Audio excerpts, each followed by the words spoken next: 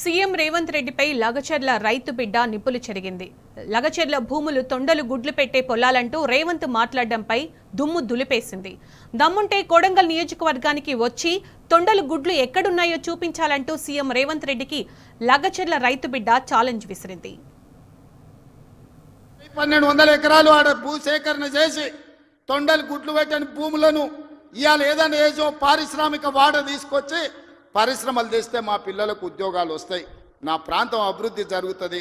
నేను ముఖ్యమంత్రి అయినా కాబట్టి వాళ్ళకి కృతజ్ఞత తెలుపుకోవాలని నేను ప్రయత్నం చేస్తే కొంతమంది రౌడీ మూకల్ని తయారు చేసి పైసలు ఇచ్చి కలెక్టర్ని, ఆర్డీఓని, అధికారులందరినీ ఇష్టం వచ్చినట్టు కొట్టిరు. ఇగో ఇవి తొండల గుడ్ల సార్, ఇవి కనిపిస్తలేవా?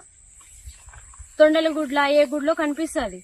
ఇవంతా తొండల గుడ్లు. తొండలు పెట్టినాయా? మరి మేము పెట్టినామో మరి నువ్వు పెట్టినావు చూద్దాం. మరి పచ్చని పొలాలు ఇవన్నీ ఇంత మంచిగా పండే భూముల్లో వచ్చి నేను ఫార్మా పెడతా, నేను ఫ్యాక్టరీలు పెడతా అంటే ఎవరిస్తారు సార్? ఇంత మంచిగా మేము ఇగో ఇవి చేసి మేము ఇస్తేనే మీరు ముందల తింటున్నారు. మేము పడిన కష్టమే మీరు ముందల తింటున్నారు. మేము ఇయ్యం సార్.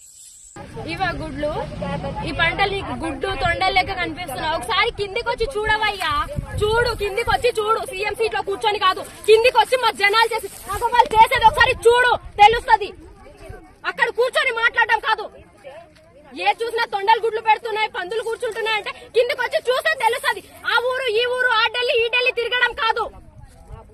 ముంబైలో ఉన్నా, చెన్నైలో ఉన్నా, అక్కడున్నా ఇక్కడున్నా అని కాదు. ఇక్కడ మేము ఓట్లేసాం కదా, ఒకసారి మా దగ్గరకు వచ్చి చూడు మేము ఏం చేస్తున్నాము.